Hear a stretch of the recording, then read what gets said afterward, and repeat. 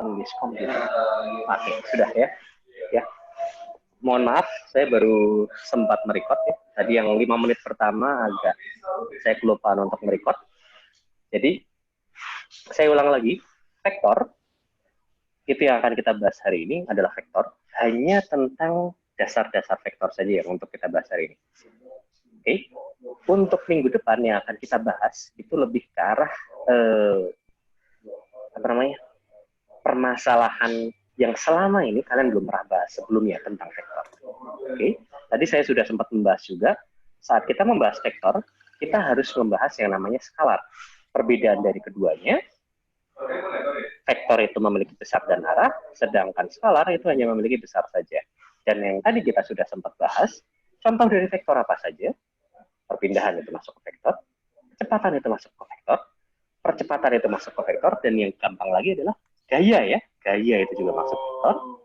Oke, nah sekarang kalau saya tanya ke kalian, kalau jarak ini masuk ke vektor nggak? Silahkan langsung di unmute aja kalau mau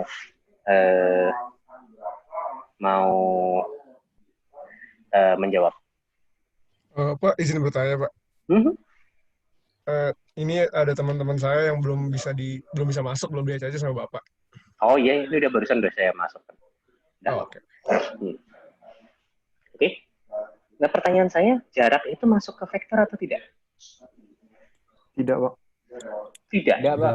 Enggak. Skalar, Pak. Oke, jarak itu skalar. Jadi contoh ya, misalkan kalau misalkan titik awal dari suatu saat misalkan siapa ini, Dominico aja asisten saya, dia ada titik awalnya di sini, titik akhirnya di sini ya. Tetapi yang dilakukan Dominico untuk dari titik A ke titik B, dia berjalan dengan cara seperti ini. Oke, ya. Jarak yang ditempuh oleh Dominico yaitu menyesuaikan dengan rutenya ya. Dari A ke B ini menyesuaikan dengan rute tersebut. Oke, berapa panjang rute tersebut itu jaraknya. Tetapi kalau kita membicarakan tentang perpindahan itu dari titik A ke titik B, perpindahannya Dominico ya seperti ini. Itu vektor kalau perpindahan. Sedangkan jarak ini, dia bukan vektor. Oke. Lalu saya tanya lagi, momen dan torsi, momen atau torsi ya, itu masuk ke vektor atau tidak? Masuk, Pak. Momen dan torsi masuk ke vektor. Oke.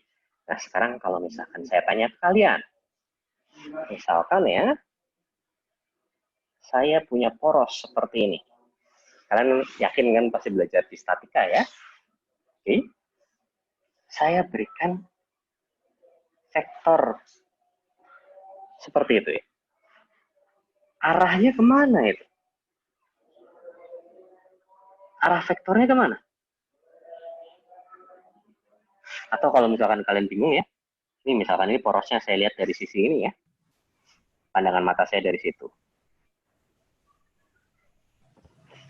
Puntirannya torsinya seperti itu. Momennya seperti ini. Oke. Arah momennya kemana itu? Ada yang bisa jawab? Clockwise, Pak. Clockwise. Oke, clockwise. Ada lagi yang bisa menjawab lebih tepat dengan dari ini.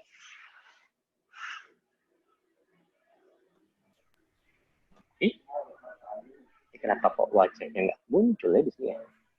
Terus berubah, Pak, vektornya. Enggak, vektornya nggak berubah, satu aja. Cuman pertanyaan saya itu arahnya. Arahnya kemana? Tegak lurus? Tegak lurus permukaan? Ya, tegak lurus normal permukaannya. Tegak lurus normal permukaannya. Kurang tepat juga. Siapa lagi ya ini? Yang Masuk, Pak. dari masuk ke bidang dalam ke arah. Oke, iya. Ini siapa nih? Ilmi. Oke. Ya, itu jawaban yang paling tepat ya. Itu masuk. Jadi vektor itu, ini video saya nggak nyalain pantesan. Oke, nah ini kelihatan kalau ini. Video saya kelihatan kan? Ini saya Kelihatan, masih Pak. Tanpa kelihatan. Kelihatan, Pak. saya masih di rumahnya Pak Ferry ini. Makanya saya masih pakai masker dan kawan-kawan seperti ini. Ya. Untuk khusus untuk momen, itu arah itu mengikuti aturan tangan kanan. Oke, jadi misalkan kalian punya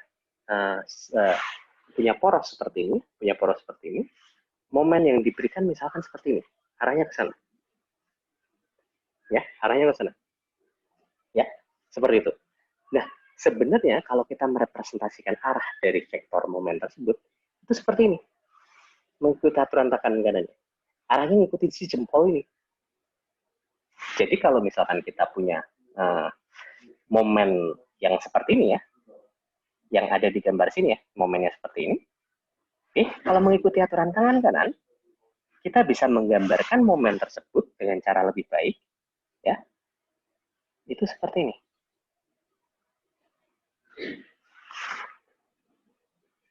Oke, itu mengikuti aturan tangan kanan. Jadi arah ini direpresentasikan dengan bentuk seperti ini. Saya yakin waktu kemarin di statika kalian sudah diajarkan dengan ini kan, harusnya.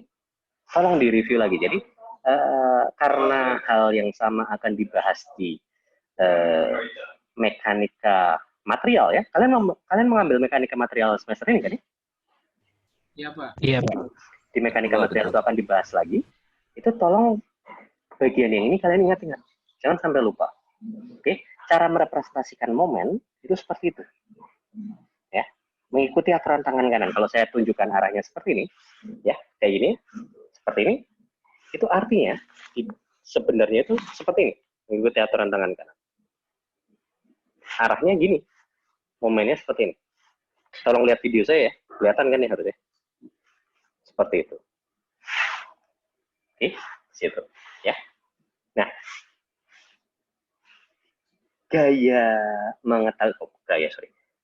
belajar tentang vektor itu saya yakin di sini ada banyak dari kalian yang sedikit bingung mungkin ya. Apa pentingnya anak material belajar tentang vektor? Adakah yang berpikiran seperti itu? Biar interaktif, saya sering tanya-tanya ke kalian. Kalau kelamaan nggak muncul, nanti saya akan sebut namanya. Lutfi Aufa. Iya, Pak. Oh iya, ini kamu nama cewek yang sebenarnya cowok ya? Lutfi Aufa. Iya, cowok, Pak. Ini harusnya. Gak apa-apa. Ya. Pertanyaan saya, menurut kamu penting nggak belajar tentang vektor di material? Masih belum nemu esensinya sih, Pak. Masih belum nemu, benar kan? Saya yakin banyak dari anggota kelas ini yang sedikit bingung. Apa pentingnya kalian belajar vektor di material? Apa pentingnya kalian belajar matematika teknik? Oke, di material, benar nggak? Karena kalau misalkan ini kenapa kok penting saya harus bahas? Karena kalau misalkan saya tidak bahas secara detail, saya takut nantinya banyak di antara kalian yang berpikir bahwa ini kuliah yang asal lulus saja, ya udahlah, nggak akan ada hubungannya dengan mata kuliah lain. Tidak ada hubungannya dengan pekerjaan di material ke depannya. Saron Zetanya. Benar nggak menurut kamu seperti itu? Iya, Pak. Masih, Menurut Pak, kamu? saya kepikiran ini berguna misalnya nyoba ketahanan dari suatu benda gitu, Pak. Nyoba ketahanan di suatu benda. Kan itu, Iya, Pak. namanya bukan matematika. Nah, itu kan mekanika material, bukan matematika teknik di material. Oh, kalau beda saya nggak kepikiran, Pak. Belum ya? Belum Kalau kepikiran. beda dari itu belum kepikiran, Pak. Iya, Pak. Siapa lagi ya? Ini yang bikin. Raisa Sabina. Apa pentingnya? Belum kepikiran sih, Pak. Kamu juga seperti teman-teman kamu yang sebelumnya, berarti agak ada kebingungan kenapa kita harus belajar matematika teknik di material, bener nggak? Benar, Pak. Betul sekali. Nah, ini memang agak susah ya. Agak susah itu dalam artian ini kondisinya adalah kondisi pandemik seperti ini, ngajarnya online gitu ya. Nah, matematika teknik material itu jangan kalian remehkan. Karena beberapa hal di sana ya, seperti yang waktu itu saya sempat bahas, itu ada apa namanya? Ada beberapa materi di sana. Yang pertama itu adalah vektor. Terus kemudian selanjutnya itu saya harus buka lagi ya. Silabus. Selain vektor apa saja yang akan kita bahas. Ini lebih penting daripada kuliah ini dulu karena untuk membangun saya ingin berusaha supaya kalian tidak berpikir bahwa ini bukan mata kuliah yang nggak ada bukan mata kuliah yang berhubungan dengan mata kuliah lainnya. Ya. Oke, saya coba stop sharing. Saya ganti dengan ini. Oke, ini yang akan kita bahas. Pertama vektor. Lalu, transformasi linear. Itu hubungannya dengan sistem persamaan linear. Hubungannya dengan matriks. Lalu, eigenvalue. Lalu, diferensial. Lalu, integral. ODE orde 1, ODE orde 2. Oke. Laplace. Fourier series. Partial differential equation. Satu hal. Ya. Kalau kalian, saya mungkin akan menjelaskannya satu persatu. Yang pertama dulu, vektor. Pentingnya vektor itu di mana? Kalian tahu salah satu pekerjaan utama dari anak material, nantinya pada saat setelah bekerja itu ada yang tahu tidak? Kalian arahnya itu akan kemana? Silakan. Ada yang tahu tidak? Siapa ini? Saya mau nanya ke siapa ya?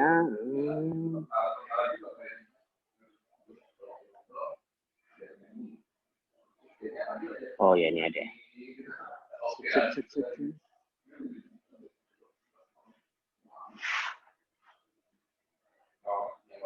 Ini kelihatannya saya tipikalnya yang harus maksa ini. Oke, Keshar ya, nama yang saya rada hafal ya. Keshar. Menurut kamu, Keshar, salah satu pekerjaan utama kalian yang mungkin nanti setelah kalian lulus itu apa? Keshar. Yang saya pikirkan cuman itu sih, Pak. Kayak memilih material industri gitu, Pak. Memilih material bahan industri gitu. Oke. Itu hanya satu dari sekian banyak yang anak material bisa lakukan. Oke. Hanya satu dari sekian banyak yang anak material bisa lakukan. Nah, yang biasanya paling sering kalian lakukan di dunia industri, itu sebenarnya bukan ya, memilih material oke lah salah satu. Itu cuma salah satu saja ya. Saya kembali lagi ke mana? Oke. Yang paling penting itu ya, paling sering kalian akan kalian temui nanti pada saat kalian sudah kerja itu adalah kalian menyelesaikan masalah yang dibuat oleh anak.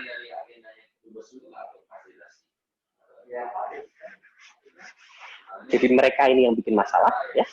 Kalian yang selesaikan. Kebayang nggak aja maksud saya? Kebayang tidak?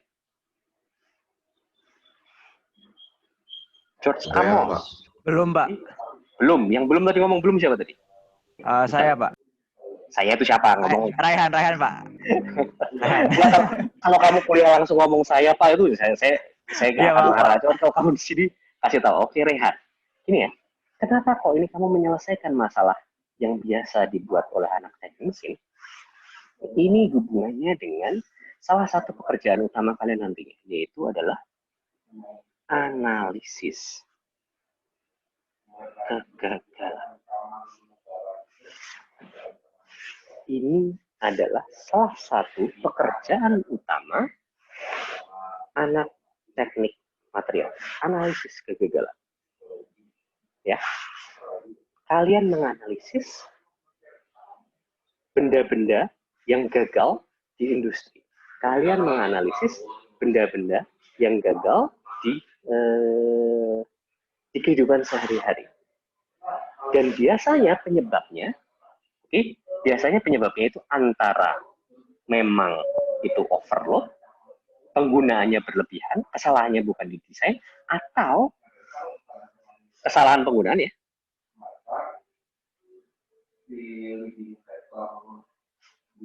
Yang satunya lagi itu adalah kesalahan desain.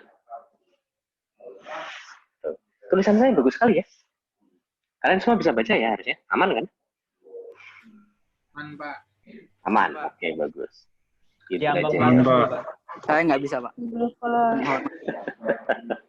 Ya nggak bisa baca nggak apa-apa lah. Tapi kan saya ngambil bilang kan tadi ya. Jadi harusnya sambil itu kalian masih bisa paham lah ya. Oke. Ya, kesalahan penggunaan kita tidak bisa mengontrol.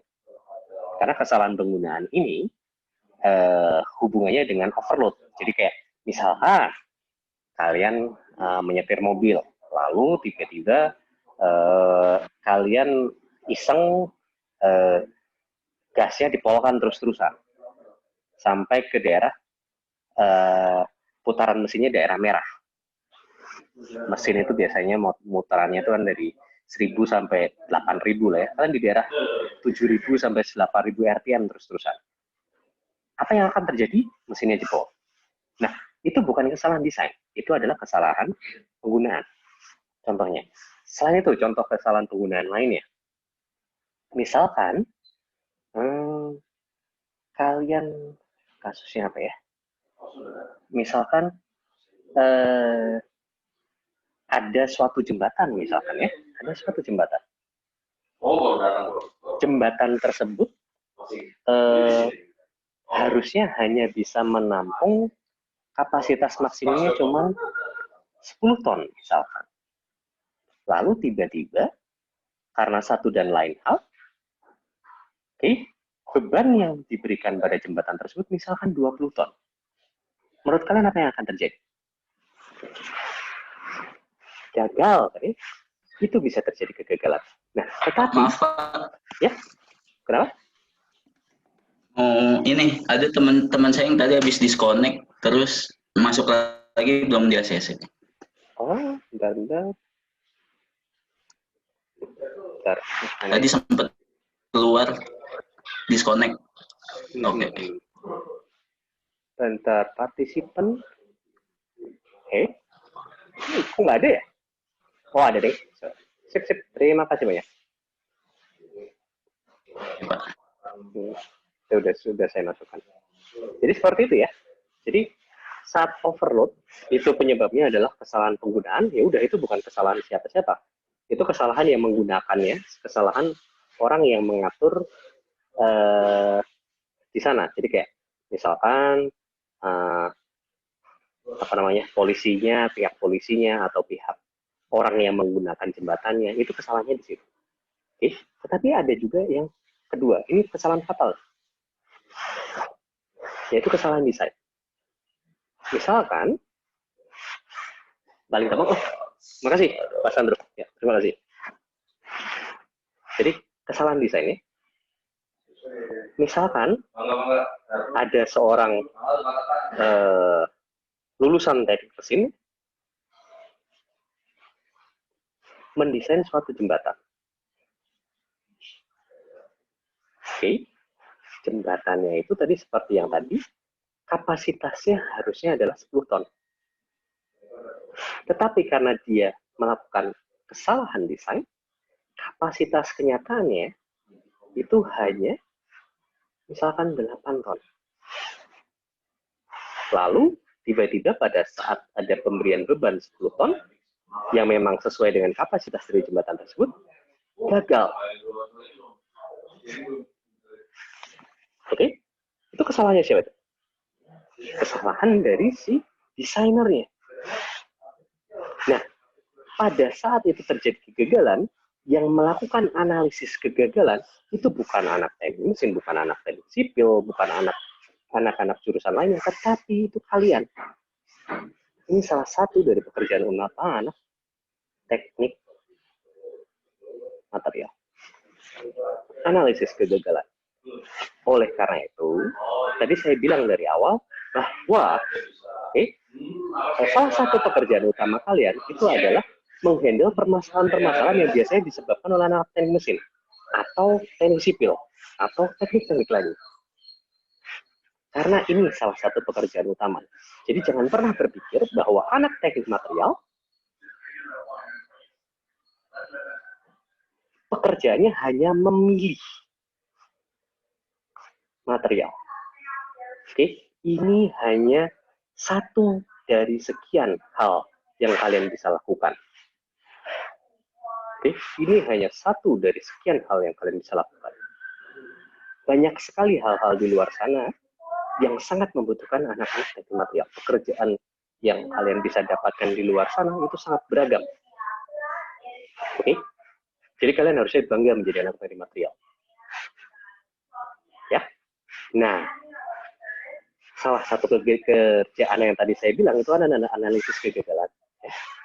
Dalam analisis kegagalan ini, kadang-kadang kalian harus tahu penyebabnya, beban-beban yang terjadi itu seperti apa. Itu kalian harus tahu. Misalkan jembatan diberikan beban terpusat di tengah. Distribusi tegangannya seperti apa? Reaksi-reaksinya seperti apa? Oleh karena itu, kalian perlu belajar yang namanya mekanika material. Ya, semester ini kalian belajar di situ. Bener nggak? Davin Adinata, kamu sekarang wajib belajar mekanika material tidak? Iya kan?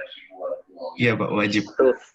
Nah, satu hal yang sekarang saat mekanika material itu kalian pelajari, salah satu hal yang wajib kalian ketahui itu adalah konsep dasar sektor.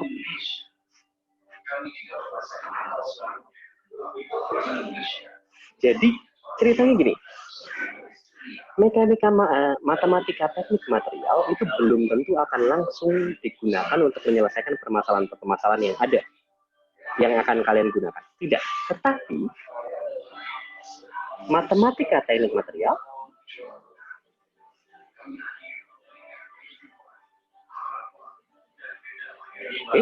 itu nantinya akan mensupport kuliah-kuliah lainnya. Mensupport kuliah-kuliah lainnya yang menggunakan matematika. Contohnya yang pertama akan kalian pelajari semester ini juga adalah mekanika material. Yang ngajar siapa sih mekanika material itu? Yusuf Nizar ya. Pak Haji Pak. Hermawan ya. Ini di situ dibutuhkan matematika, jelas. Mekanika material. Selain itu nanti di kuliah yang akan kalian pelajari selanjutnya, misalkan transformasi fasa misalkan, atau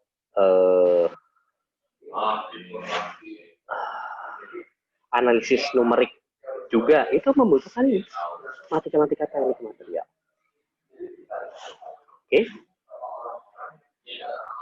Kalau misalkan kalian memahami dengan baik matematika teknik material, dasar-dasar untuk mata kuliah selanjutnya itu kalian akan cukup kuat di situ. Coba kalian tanyakan ini. Ada asisten saya di situ kan nih, Dominico, kamu bisa sharing ke adik-adik kamu nggak? Matematika teknik material dipakai di mata kuliah apa saja, Dominico? Waduh. Banyak ya, misalkan terkait vektor ini tuh nanti kalian akan pakai mayoritas perkiraan struktur logam gitu, karena struktur logam itu kan ada kristalnya gitu, dan ada bidang-bidang slipnya gitu kan. Nah itu nanti pakai vektor ini, pakai pemahaman vektor ini. Kalau misalkan kurang ngerti ini nanti bermasalah juga sih. Oh, terus apa lagi Demi? Kalau yang Terus apa? XRD bisa, Pak. XRD. Itu kan ada indeks Millernya juga, itu juga pakai konsep vektor gitu. Betul. Nah, kalau yang topik-topik selanjutnya juga ada berhubungan dengan yang lain kan? Jelas kan? Iya, Pak. Nah, itu. Jadi, jangan pernah meremehkan yang namanya matematika. Gitu. Terima kasih banyak Dominico ya, telah membantu saya ya. Ada gunanya asisten. Sip.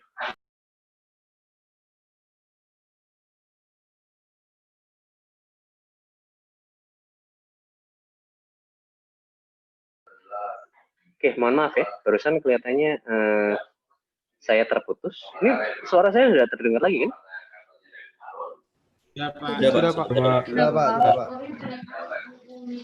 Oke, jadi tolong kalian ingat-ingat bahwa ya mata kuliah ini adalah mata kuliah yang penting dan ini akan sangat-sangat berhubungan dengan mata kuliah lain.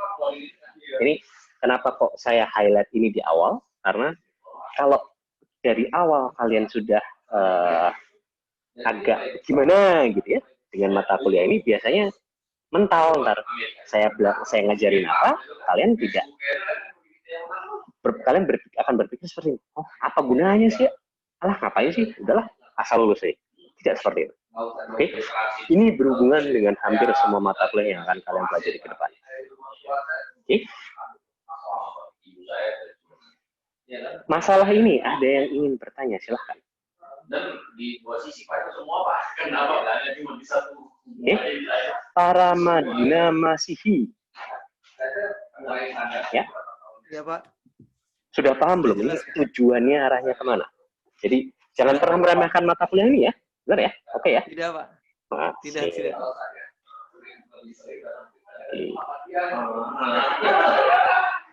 Siapa lagi nih?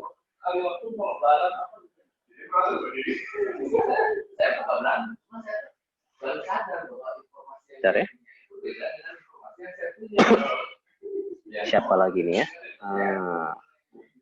Yang saya pengen coba tanyakan.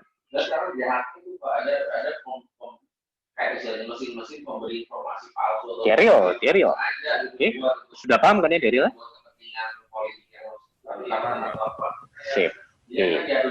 Ini yang pakai headband FTMD itu ya. Hamzah. Halo, Hamzah? Iya, Pak. Raihan. Oh, Raihan, oke. Aman kan ya? Kamu ngerti kan sekarang apa pentingnya mata kuliah ini? Aman, Pak. Sip, ya. Jadi, Ngerti banget, Pak. Alhamdulillah. Jangan pernah berpikir bahwa mata kuliah ini itu tidak penting. Ya, saya paham sih. Karena saya yakin banyak dari kalian memilih material karena kalian tidak menyukai dua hal. Yang pertama itu kalian tidak suka fisika. Yang kedua, kalian tidak suka matematika. Ada yang seperti itu. Di sini. Jujur aja ke saya. Apa? Yang tidak suka matematika dan tidak suka fisika di sini siapa? Halo? Oh, ini ada yang angkat tangan nih ya. Oke. Jadi jangan pernah berpikir bahwa kalian bisa kalian bisa menghindari matematika di material, karena matematika itu sangat penting. Fisika masih kepake-pakai juga, jadi ya suka nggak suka lah ceritanya. Ya. Oke. Kelihatannya sudah kepanjangan ya bagian penjelasan tentang pentingnya mata kuliah ini. Ya, ini saya mungkin akan coba lanjutkan lagi dengan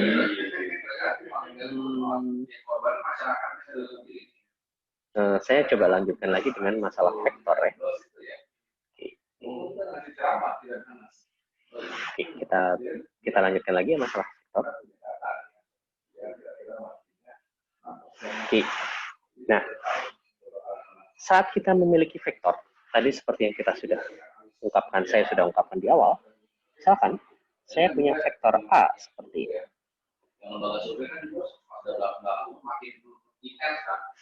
Ingat seperti yang saya bilang di awal bahwa vektor ini memiliki besar dan arah. Oke, memiliki besar dan arah. Jadi, misalkan kita harus tahu besarnya dia berapa. Oh, dia besarnya misalkan, nah ini vektor gaya ya misalkan. Oke, besarnya misalkan besarnya 10 Newton. Oke, arahnya kemana? Arahnya sesuai dengan arah vektor ini. Seperti itu. Nah, bagaimana caranya kita merepresentasikan ini? Oke, ada banyak cara untuk merepresentasikan vektor. Nah, yang paling gampangnya itu adalah merepresentasikan vektor itu dalam komponennya. Oke, merepresentasikan vektor itu dalam komponennya. Misalkan, paling gampang ya, ini misalkan saya punya koordinat ya, x, y, y. Ini saya punya vektor seperti ini. Oke. Titik ini misalkan 1. Titik ini misalkan 3. 5. Oke. Menurut kalian, komponen X dari vektor ini, vektor C ini ya. Komponen X dari vektor C itu nilainya berapa ya? Realme 5i, siapa itu? Ada yang namanya Realme 5i. Pak. Nama kamu siapa kalau munculnya Realme 5i? Nama saya Yuri Komangaribuan, Pak. Tadi soalnya baru daftar Pak. Nggak sempat ganti nama. Oke. Ya udah. Menurut kamu komponen X-nya nilainya berapa ya? Besarnya komponen X-nya 3,5, Pak. Nah, kok 3,5 komponen X? 2 sama 4, Pak. 2 ya. Komponen X-nya dia 2. Komponen Y-nya dia 4. Gitu. Kita bisa merepresentasikan seperti itu. Terima kasih ya. Jadi kayak kita bisa merepresentasikan si komponen itu dengan cara seperti ini. Jadi paling gampang itu saat merepresentasikan suatu vektor, kita merepresentasikan vektor tersebut berdasarkan komponennya. Komponen X-nya nilainya berapa, komponen Y-nya nilainya berapa, komponen Z-nya nilainya berapa. Jadi misalkan ya, yang paling umum kita gunakan itu misalkan A1, A2, A3 ya. Dengan A1 ini adalah besar dari komponen X-nya, A2 itu besar komponen Y-nya, A3 itu besar dari komponen Z-nya. Seperti itu. Oke, paling umum seperti itu. Nah, sekarang kalau kita punya 2 vektor ya, misalkan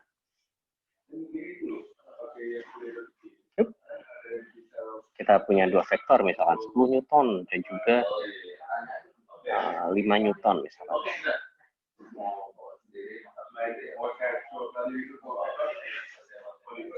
Oke, 10 Newton dan 5 Newton. Saya ingin jumlahkan kedua vektor ini. Caranya bagaimana? Ini mereview nih, masih mereview. Ayo silakan. Caranya bagaimana?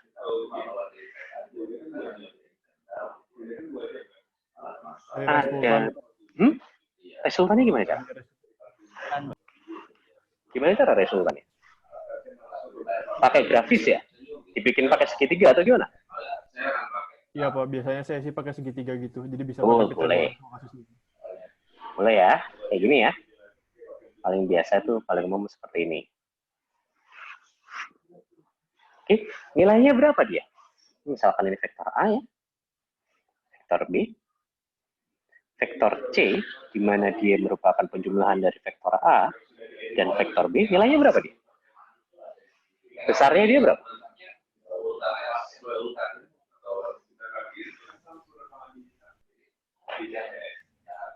Pitagoras, Pak. Pakai Pitagoras. Tolong bantu saya dong, gimana caranya? Berarti itu akar dari 5 kuadrat tambah 10 kuadrat. Akar dari 5 kuadrat ditambah 10 kuadrat. Oke. Jadi, kalau misalkan ini vektornya vektor 2 dimensi semua ya. Misalkan vektor C. Vektor A itu komponennya itu adalah vektor A itu seperti ini. A1, A2, vektor B itu seperti ini. B1, B2. Oke. Kalau vektor C, karena penjumlahannya itu gampang, itu kita bisa langsung jumlahkan seperti ini. Ini pakai cara gampang dulu ya. Pakai cara gampang. A1 plus B1, A2 plus B2. Kalau kita sudah tahu komponennya enak, gampang seperti ini. Tapi kalau kita belum tahu komponennya, ya jadinya tadi. Kalau kita mau pakai cara yang lainnya, itu bisa jadi ya tadi. Besar nilai C tadi, vektor C tadi, itu adalah 10 kuadrat ditambah 5 kuadrat diakarkan. Dalam hal ini 10 kuadrat itu adalah besar dari nilai vektor A. Oke, kuadratkan ditambah besar dari vektor B, kuadratkan. Seperti ini. Oke, tapi paling gampang ya kalau kita sudah tahu komponen-komponen vektor, kita bisa melakukan penjumlahan dengan penjumlahan komponennya langsung. Komponen X-nya dijumlahkan, komponen Y-nya dijumlahkan. Komponen X-nya dijumlahkan jadi komponen komponen X dari vektor C. Komponen Y dari vektor A dan vektor B dijumlahkan akan menjadi komponen Y dari vektor C seperti itu. Ini hanya mereview saja ya. Harusnya tidak ada masalah di sini. Oke. Ada yang masih ada bermasalah di situ? Silahkan kalau ada yang masih bermasalah. Saya pelan-pelan dulu aja. Saya sambil minum dulu ya. Harusnya aman ya ini, karena saya yakin tidak terlalu sulit.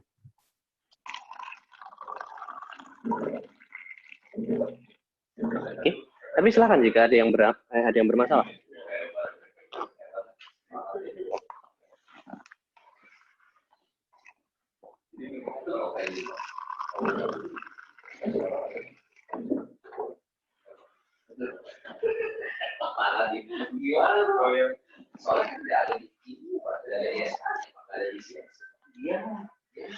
Oke, kalau gitu sekarang kita lanjutkan ya.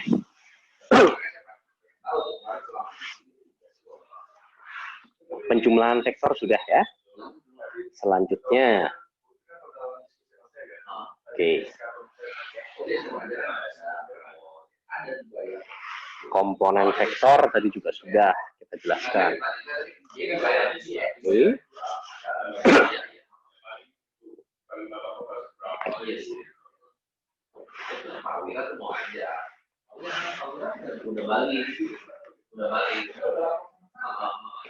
Lalu sekarang yang selanjutnya saya akan bahas itu adalah saat kita hanya mengetahui, kalau yang tadi kan misalkan ya, kalau misalkan kita punya suatu vektor A seperti ini ya, dan kita tahu sudutnya,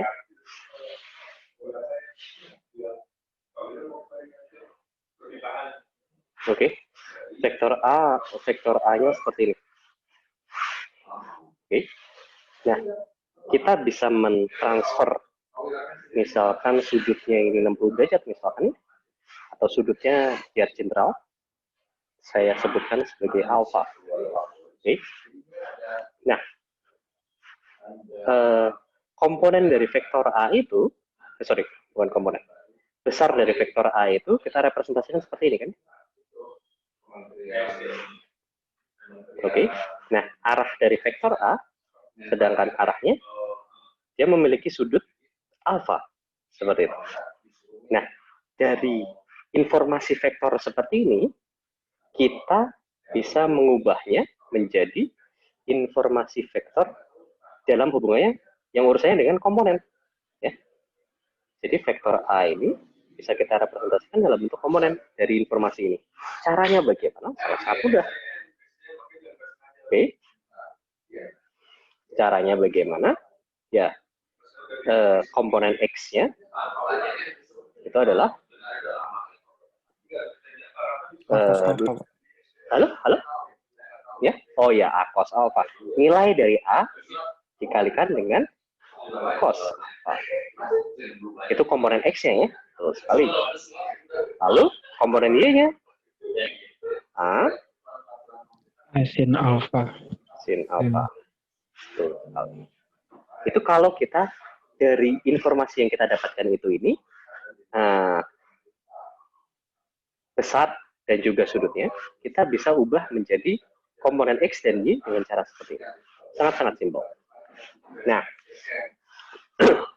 kebalikannya, kalau yang kita ketahui itu adalah vektor A itu adalah komponennya A1 dan juga A2, kalau saya ingin mencari tahu informasi tentang besar dari vektor A,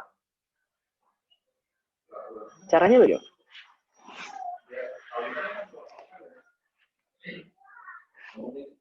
Oke, besar dari vektor A, caranya bagaimana? Akar dari A1 kuadrat ditambah A2 kuadrat, Pak. Betul sekali, ya. Sangat-sangat mudah ini. A1 ini review aja ya. A1 kuadrat ditambah A2 kuadrat. Ini bisa dikonfirm, ini bisa ditransformasikan ke 3 dimensi ya. Kalau 3 dimensi berarti informasi di sini masih kurang ya, karena sudutnya harus ada 2. Sedangkan kalau di yang sini informasi 3 dimensi bisa langsung kita dapatkan dari komponen. Oke. Lalu sekarang sudut alfanya caranya bagaimana? Untuk mendapatkan si sudut alfanya. Kalau kita sudah tahu komponen A1 dan A2, bagaimana cara kita mendapatkan sudut alfanya? Ada yang tahu? Tan inverse A2 per A1. Gimana? Gimana? Halo? Tadi siapa yang bicara? Tan inverse A2 per A1, Pak. Tangan Ya. Tangan inverse dari A2 per A1. Per A1. Betul sekali.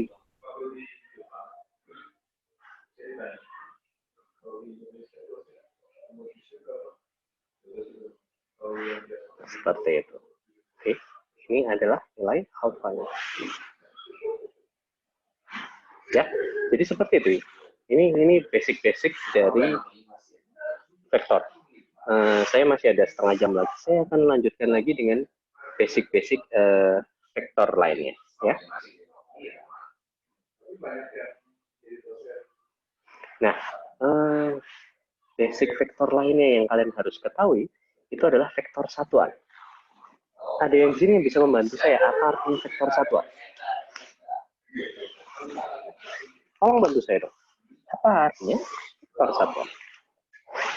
Vektor yang panjangnya 1, Pak.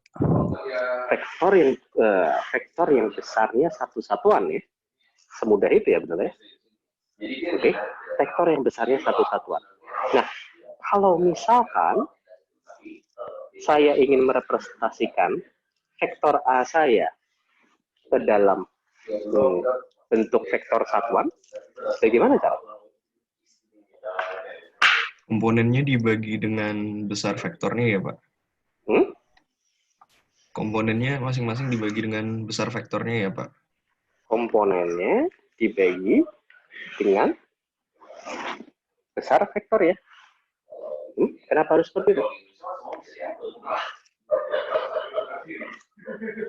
Ayo, ada yang punya ini? Dalam bentuk vektor satuan itu maksud saya, itu adalah kita nggak menunjukkannya dalam A1, A2, dalam kurung gitu, tapi dalam bentuk vektor satuan ada IJK-nya gitu loh. Ada yang bisa membantu saya? Silakan.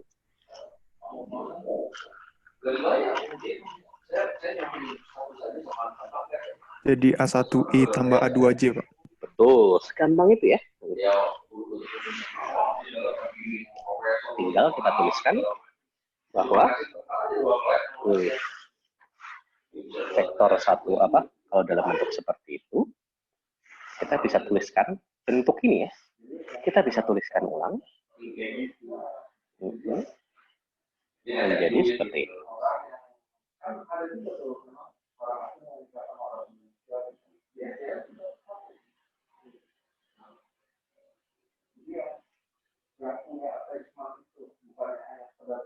Ditambah A2 C. Itu vektor satuan.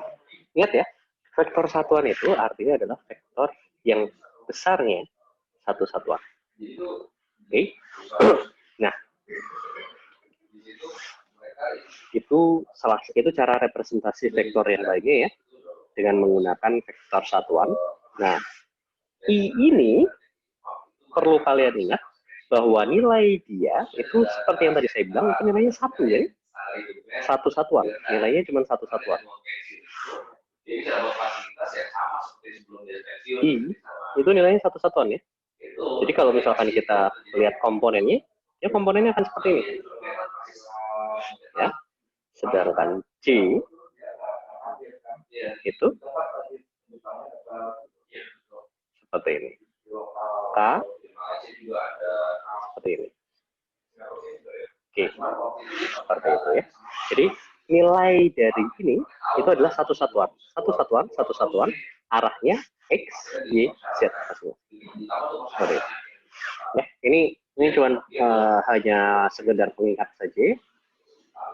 Kemudian, nah ini ada beberapa hal lagi yang harus saya bahas di sini, itu adalah masalah dot product berserta arti-artinya ya, arti dari dot product, lalu cross product, dan juga yang terakhir itu adalah masalah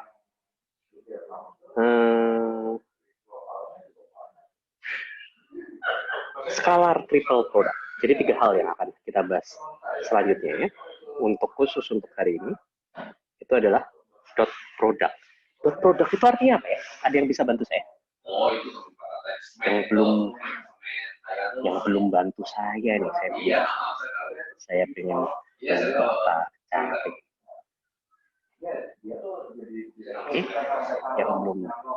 Yang belum ngomong sama sekali hari ini. Saya takut kalian tidur malah. Oke. Partisipan. Kita coba ya lihat.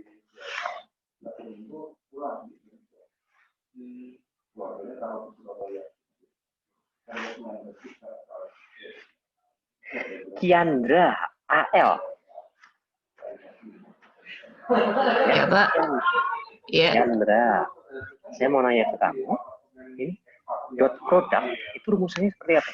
Kalau saya punya 2 vektor A dan B, okay. Kalau saya punya 2 vektor A dan B, vektor A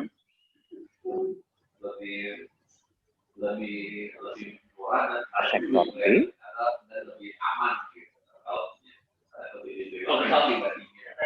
okay. Saat ini saya yang melakukan dot product, itu hasilnya seperti apa ya?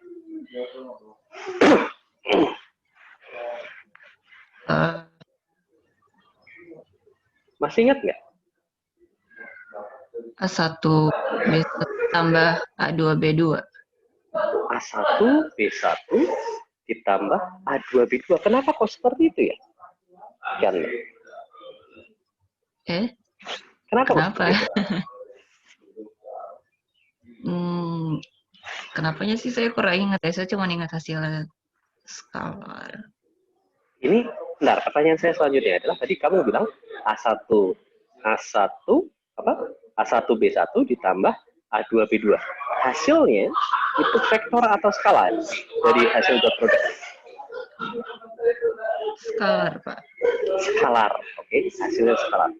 Dot product itu misalkan ya, saya punya 2 vektor A1 misalkan seperti ini. Vektor A saya seperti ini. Lalu vektor B saya, oke, seperti ini. Ya, sudut di antara keduanya itu adalah alfa, ya. Itu kalau selama ini yang kalian sudah pelajari selama ini saat kita melakukan dot product, oke, ini adalah nilai dari vektor A dikalikan dengan nilai dari vektor B, oke, dikalikan dengan apa kian berada? Halo, tadi siapa? Ini harusnya apa nih? Minta tolong saya minta tolong dilanjutkan. Cos theta, Pak. Cos alpha. Nggak ada theta di situ ya. Cos Cos alpha. Seperti itu. Ini definisi harafiah dari dot product, dan kalian bisa lihat di situ. Ya, ini nilai, ini juga nilai. Tidak ada vektor lagi di situ. Jadi hasil dari dot product itu adalah, perlu diingat ya, jangan pernah kebalik ya. Hasil dari dot product itu adalah skalar.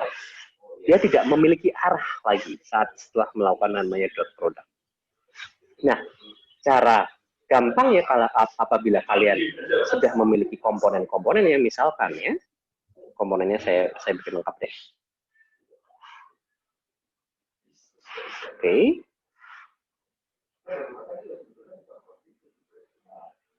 Oke, seperti ini. Nah, saat saya melakukan A dot B, karena saya sudah tahu komponennya sekarang, tadi seperti yang sudah diutarakan, itu nilainya akan jadi seperti ini. A1 karena cos ya. Karena cos alpha itu nilainya akan sama dengan 1, cos dari suatu sudut ya, alpha misalkan sini, nilainya itu akan sama dengan 1 apabila alfanya itu adalah 0 derajat. Artinya, arahnya harus sama. Nah, oleh karena itu, kalau misalkan arahnya sama, nilai dari cos alpha itu 1. Tetapi kalau arahnya bertegak lurus, oke, saat alfanya itu 90 derajat. Saat alfanya itu 90 derajat, oke, nilai dari cos alfanya akan 0. Oke, jadi saat komponen-komponennya itu tegak lurus satu sama lain, oke, saat komponennya satu tegak lurus sama lain, itu nilai dari cos alfanya akan 0, nilai dari dot produknya akan 0. Jadi saat saya mengalihkan antara vektor A dan vektor B, oke, saat saya mengalihkan komponen A1 dengan komponen B2, nilainya akan berapa?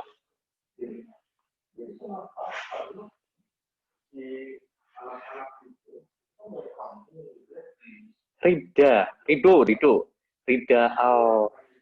Albani atau Rida siapa nih? ALB. Tolong bantu saya dong.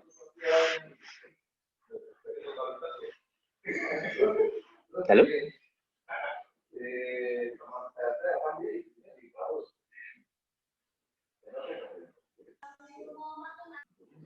Halo Rido Albari.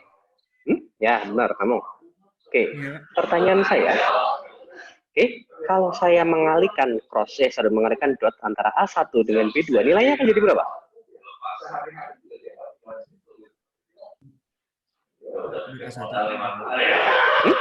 Jadi berapa? Ingat sudutnya ya. Kalau ini kan arah X, ini arah Y, ini arah Z. X, Y, Z. Kalau saya mengalihkan A1 dengan B2, nilainya jadi berapa? 0. Karena alfanya 90 derajat. Oleh karena itu, cos theta-nya 0. Jadi, saat kita mengalihkan A1 dengan B2, nilainya akan 0. Saat kita mengalihkan A1 dengan B3, nilainya akan 0. Yang tidak 0 hanya saat kita mengalihkan A1 dengan B1 saja. Makanya muncul A1, B1 di sini. Lalu yang A2 saat saya kalikan dengan B1 nilainya 0. Saat A2 saya kalikan dengan B3 nilainya 0 juga. Yang muncul cuman A2 dikalikan dengan B2 saja karena alfanya 0 derajat. Ya. Lalu terakhir A3, B3. Oke. Ini kenapa kok rumusannya bisa jadi seperti ini? Ini penyebab utamanya itu karena rumusan dasarnya itu seperti ini. nilai dari matriks A dikalikan dengan nilai kali matriks B dikalikan dengan cos alfa, di mana cos alfa itu adalah sudut antara keduanya. Oke? Aplikasi dari dot product itu di mana sih? Biar kalian jangan pusing-pusing masalah matematikanya doang, tapi aplikasinya juga kalian tahu. Ada yang bisa membantu saya? Kecuali kalau nggak ada yang mau membantu, oke, nggak apa-apa. Saya tunjuk. Menentukan ini Pak, sudut antara. Menentukan apa? Sudut apa? Menentukan ini Pak, apakah kedua vektornya saling tegak lurus atau enggak? Ya, itu bisa. Itu bisa dilakukan. Jadi kalau misalkan saling tegak lurus, hasilnya harus berapa? Harus 0 ya. Ya, kalau misalkan antara dot product antara dua vektor itu hasilnya adalah 0, artinya adalah kedua vektor tersebut saling tegak lurus. Oke? Aplikasi lainnya, silakan.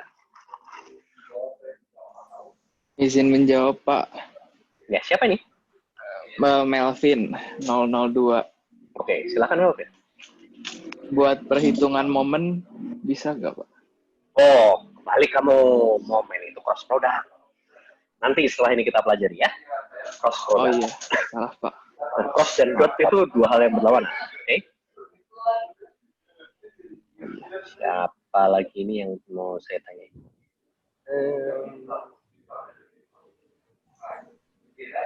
Raisa Sabina Aurelia.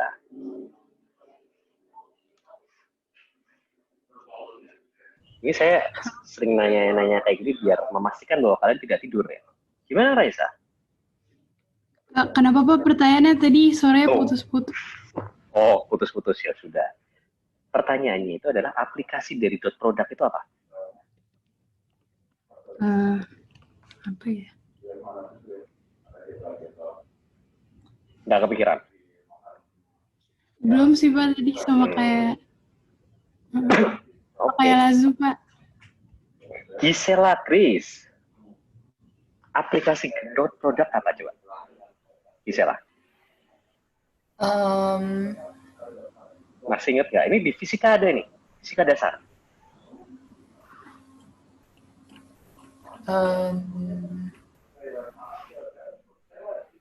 Apa coba? Belum kepikiran. Oke, silakan. Yang kepikiran, yang sudah kepikiran silakan. Aplikasi dari buat volume bola nggak sih Pak? Buat volume bola Pak. Volume bola gimana caranya? Bingung saya. Bentar, gimana nih? Gimana caranya nih?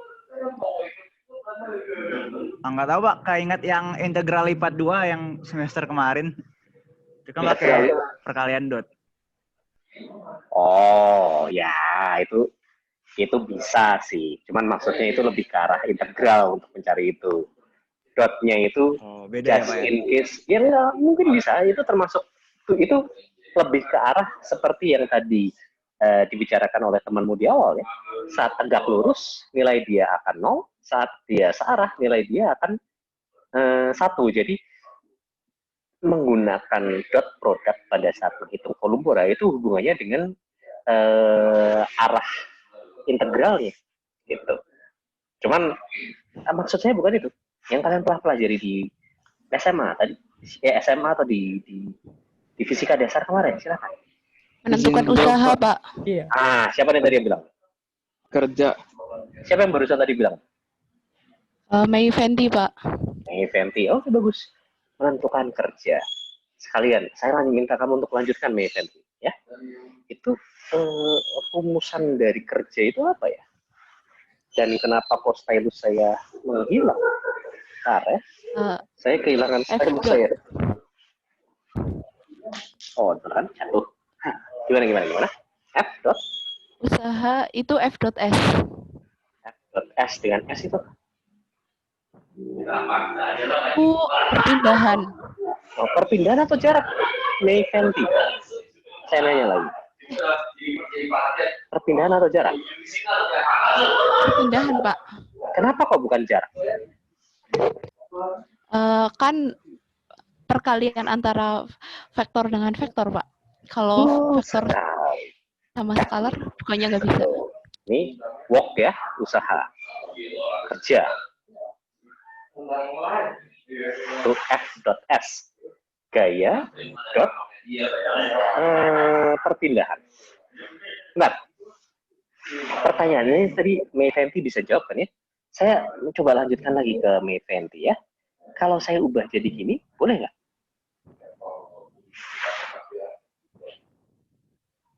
Boleh tidak?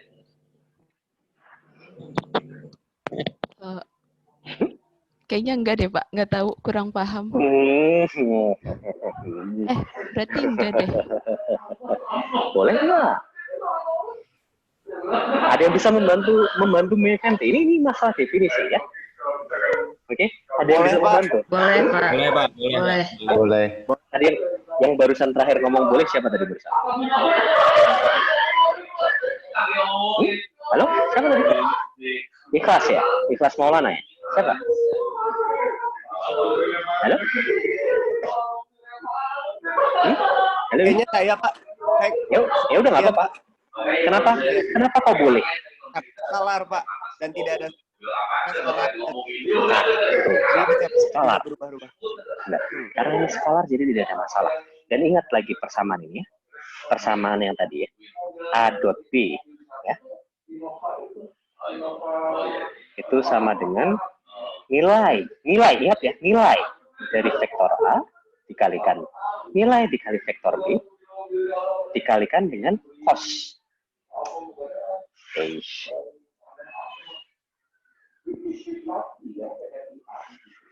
Dikalikan dengan cos alpha.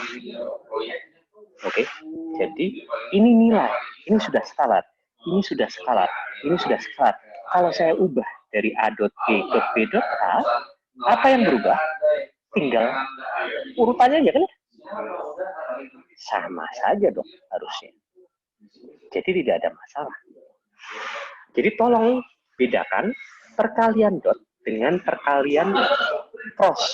Tadi May Fenty ya, tolong diingat-ingat ya, bedakan perkalian dot dengan perkalian cross. Perkalian Iya, dot Pak. itu tidak ada masalah dibalik-balik karena dia skalar. Tetapi kalau perkalian cross product itu harus hati-hati. Oke? Nah, materi kita terakhir hari ini kelihatannya cross product. Untuk mereview saja, cross product itu penggunaannya di mana? Ya, cross product itu penggunaannya di mana? Ansa Judiani. Iya, Pak. Di contohnya, Pak. Ya, contohnya, contoh penggunaan, contoh aplikasinya di mana? Momen, Pak. Gimana? Momen. Momen. Oke. Momen M. Momen itu vektor atau skalar, Anissa? Momen itu vektor, Pak. Vektor. Tadi kan kita sudah bicarakan ya. Nah. Momen itu apa? Ini ya, rumusannya. Apa cross apa? Gaya, cross, sama jaraknya, Pak.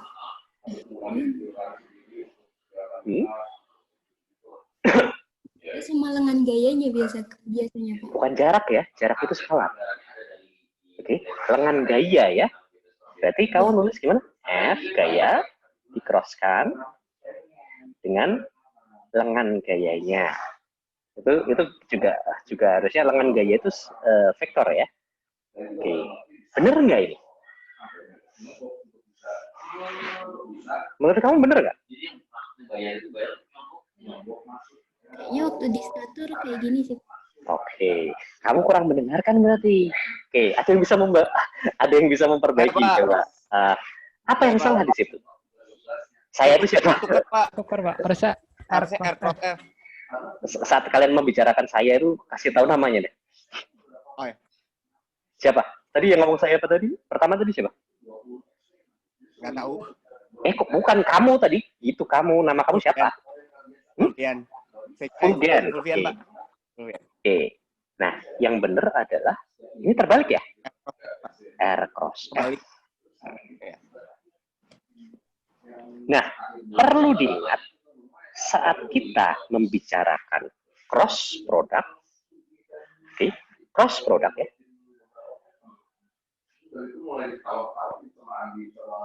Oke, cross product itu kita tidak diperbolehkan untuk ketukar. Jadi kalau kalian menukar R dengan F, itu arahnya akan terbalik. Coba ya, kita coba. Misalkan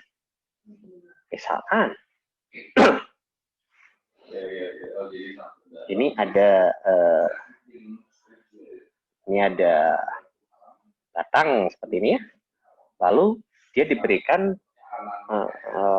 momen ya, dengan memberikan gaya arah masuk kertas. Gayanya masuk ya, masuk kertas ke sini. Oke, gayanya masuk kertas. R-nya arahnya kemana? R itu adalah lengan momen. R-nya arahnya kemana? Ada yang tahu? Tolong bantu saya. Biar interaktif dikit lah. Saya tuh kayak orang gila kalau misalkan apa ngomong sendirian. Saya nggak kebiasaan kalau ngomong sendirian itu. Fatah Ahsani. Oke, Fatah Ahsani. R-nya arahnya kemana? Fatah. Halo Fatah. Apa? Ya, R-nya arahnya kemana? R-nya jaraknya kemana ya? Ya ini kenapa kok saya bahas di sini? Lupa, Pak. Ini untuk membantu kalian di mekanika material nantinya, biar kalian tidak ada kesalahan definisi. R-nya ada yang tahu di sini, ada yang bisa membantu Fatah. Silakan. R-nya dari mana-mana. Kalau misalkan saya memberikan momen terhadap si batang ini, oke, dengan memberikan gaya seperti ini. R-nya itu dari mana ke mana? Ada yang tahu? Ada yang bisa membantu? Silakan. Saya yakin pasti ada yang bisa. Dari bawah ke atas bukan? Dari bawah ke atas? Kok bisa dari bawah ke atas? Gimana cara dari bawah ke atas? Dari titik ke batangnya. Dari titik ke batangnya. Atau dari batangnya ke titik? Ayo, saya tanya. Dari gaya ke batang, Pak. Tegak lurus. Gaya ke batang. Yakin kamu dari gaya ke batang? Oke. Yang lebih benar, kalau kamu dari gaya ke batang, suaranya kebalik nanti jadinya. Ya, vektornya karena ini namanya lengan momen. Oke. Pusat perputarannya di mana? Ini ya. Ini cara logika berpikirnya seperti itu. Pusat perputaran momennya di mana? Di batang atau di gaya? Di batang. Batang. Oke. Namanya lengan momen itu harusnya dari pusat perputaran menuju ke gayanya. Jadi sebenarnya ini adalah vektor R. Kebayang nggak sekarang? Jadi ingat ya, saat kalian kalau kalian ingin mempelajari nanti mekanika material, vektor R ini itu adalah dari pusat perputaran menuju ke gaya R. Oke. Lalu di-crosskan dengan si F-nya, gayanya. Vektor F, gayanya. Oke. Kalau R-nya arahnya ke kanan, F-nya arahnya masuk ke kertas. Oke. Momennya arahnya kemana? Pertanyaan selanjutnya. Ke bawah, Pak. Ke bawah? Yakin? Ke bawah? Tadi Yusuf Nisar, yakin ke bawah? R-nya ke kanan, F-nya masuk ke kertas. Dan ingat ya, berarti itu adalah R cross F. Oke, R cross F. Ini mengikuti aturan tangan kanan cross itu ya. R-nya ke kanan. Oke, lihat tangan saya. R-nya ke kanan. F-nya masuk ke kertas. Jadi seperti ini kan, R-nya ke kanan, F-nya masuk ke kertas. Momennya kemana nih? Jempol saya kemana nih? Ke atas. Ke atas. Atas, Pak.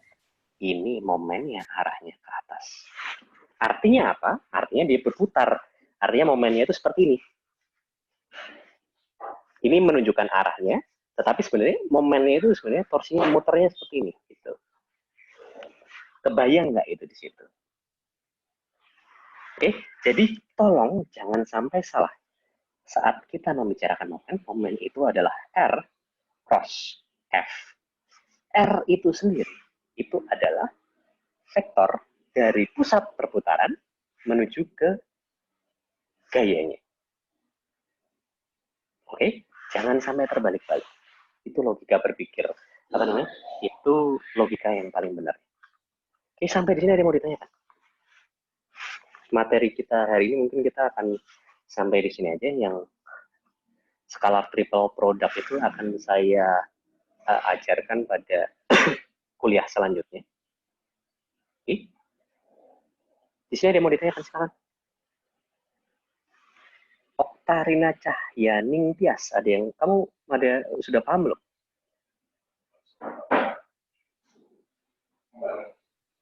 Cukup, Pak. Cukup, oke. Aksat, apakah sudah paham? Paham, Pak. Oke, good. Terus siapa? Lalu ini ada Wasim, sudah paham? Iya Pak, sudah paham Pak. Oke. Fadila Layalia. Oke. Ini sekalian saya apa? Ya, Pak. Panggilin biar. Oke. Kalau misalkan masih ada pertanyaan, ini kesempatan kalian sekarang. Sebelum kelasnya saya bubarkan. Pak, izin bertanya Pak. Silakan. Siapa nih namanya? Saya Ikhlas Pak. 003. Yang ingin saya tanyakan itu cuma ingin pastikan aja sih Pak. Kan kita punya dua metode untuk vektor, itu dot sama cross. Itu kita menentukan cara itu bukan dua metode ya, sorry. Itu salah. Saya potong dulu. Itu bukan dua metode, tapi perkalian vektor itu ada dua macam. Ya. Dot product dan cross product ya. Terus lanjut, kenapa? Terus berarti cara kita memilih cross atau dot yang bakalan kita gimana nih? Kita memilih cross atau ya tergantung. Jadi kita harus tahu hasil apa yang kita mau ya berarti ya. Betul sekali. Jadi misalkan kalau kalian ingin mencari momen, ya betul sekali, betul. Jadi kalau misalkan kita ingin mencari momen, ya kita harus melakukan cross product. Tapi kalau kita ingin mencari ingin mencari usaha misalkan, ya kita harus melakukan dot product. Nanti ada satu contoh lagi untuk mencari volume, ya, untuk mencari volume itu kita bisa pakai metode triple scalar. Oke. Jadi itu kombinasi antara cross product dan juga dot product. Itu akan saya ajarkan minggu depan. Jadi tergantung aplikasinya. Kadang-kadang kita pakai dot, kadang-kadang kita pakai cross. Oke. Baik Pak, terima kasih. Ada lagi pertanyaan lainnya? Mungkin pertanyaan terakhir. Silakan. Saya boleh nanya, Pak? Saya izin bertanya, Pak. Oh ya, 2 orang. Oke, silakan. Siapa duluan? Saya mau nanya, Fulvian dulu deh. Siapa dulu nih? Namanya siapa tadi? Kalau nanya langsung kasih tahu nama. Fulvian, oke, silakan. Saya takut miskonsepsi, Pak. Tapi dot product ini tuh sebenarnya sama kayak menghitung F resultan kan sebenarnya? Enggak juga, bukan. Enggak juga. Bukan, beda. Itu kerja itu tidak ada hubungannya dengan gaya rata-rata, tidak, bukan. Oke. Ya, Adit. Tadi yang mau bertanya lagi siapa? Saya, Pak. Yusuf. Silakan. Ini siapa namanya? Yusuf. Oke, silakan Yusuf. Jadi kan kalau misalnya di surveinya itu lebih banyak yang milih Zoom, ntar tuh kita tetap ngumpulin tugas ke MS Teams atau ntar lewat asisten aja, Pak? Tetap kalau kelihatannya karena udah ada MS Team itu mungkin pengumuman macam-macam mungkin akan lewat MS Team ya, pengumuman semuanya tetap akan lewat MS Team. Kalau saya ya, pengumuman akan lewat MS Team, tetapi pemberian tugas pun juga akan lewat MS Team. Tapi saya akan umumkan pas waktu di kelas ya. Tapi pemberian tugasnya upload file macam-macam akan di MS Team. Nah, masalah pengumuman itu mungkin nanti akan saya tanyakan dulu ke asisten mereka lebih comfortable-nya pakai apa. Pengumpulan. Bisa jadi mereka lebih suka lewat email atau bisa jadi mereka oke aja dengan pengumpulan di MS Team. Itu nanti akan saya diskusikan dengan asisten dulu. Oke? Baik, Pak. Terima kasih. Ada lagi yang ingin bertanya? Silakan. Saya Pak. Silakan, Pak. Pak Ramadina ya? Iya Pak, Pak Ramadina. Pengen nanya ini sih Pak, kan kalau cross product tuh hasilnya vektor, jadi representasi di geometrisnya ada. Cuma kalau skalar tuh representasi di geometrisnya apa ya Pak? Tidak ada. Tidak ada. Itu ya udah hanya besar saja. Kayak seperti usaha, itu dia tidak punya arah, tidak punya apa-apa. Dia cuma punya besar aja. Tidak ada representasi geometrinya lagi. Gitu. Oke Pak. Sama terakhir Pak, satu lagi Pak. Silakan. Kan kalau sebenarnya buat konsensus aja sih Pak, kayak kalau di TPB kemarin kita, kalau kelas saya matematika tuh kalau untuk vektor nulisnya pakai kurung lancip gitu Pak. Kalau untuk Bapak boleh bebas boleh. Kurung lancip itu maksud kamu seperti ini ya? Gitu ya? Maksud kamu iya gitu? Pak, kayak gitu. Sebenarnya, kalau kalian mau pakainya itu juga nggak ada masalah kok. Nggak ada masalah. Oke Pak. Baik Pak. Tapi intinya Terima gini, kasih, Pak. yang kalian harus paham adalah kalian tidak boleh menuliskan vektor seperti ini, B atau A. Tidak. Vektor itu harus ada atasnya, itu harus ada si tanda panahnya itu. Nah, saat kita menuliskan vektor satuan, itu berarti misalkan I, nah ini ada si topinya, J itu topinya, itu vektor satuan. Atau vektor satuan yang arahnya tidak sesuai dengan IJK ya, tapi misalkan ke arah A, vektor satuannya seperti ini. Jadi yang paling penting buat saya ini, kalau yang urusannya dengan komponen ya, kalian mau menuliskannya seperti ini, A1, A2, A3, vektor A ya, boleh-boleh aja. Atau kalau kalian mau menuliskannya seperti ini juga nggak ada masalah. Terserah kalian enaknya gimana aja. Oke? Oke Pak. Silakan pertanyaan terakhir mungkin. Kalau tidak ada mungkin langsung saya bisa bubarkan sih. Ada lagi yang mau bertanya? Silakan.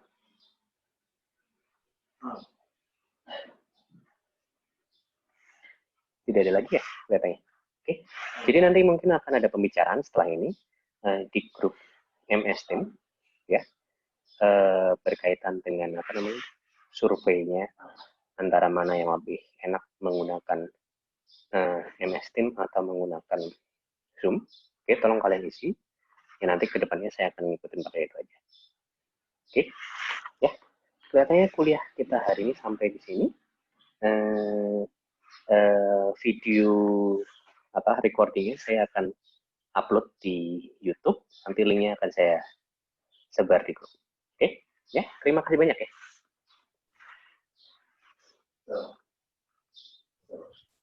Terima kasih Pak. Terima kasih banyak Pak. Makasih, Terima kasih, Pak. Terima kasih Pak. Terima kasih, Pak. Terima kasih Pak. Kasih Pak. Kasih Pak. Makasih, Pak. Iya, mari.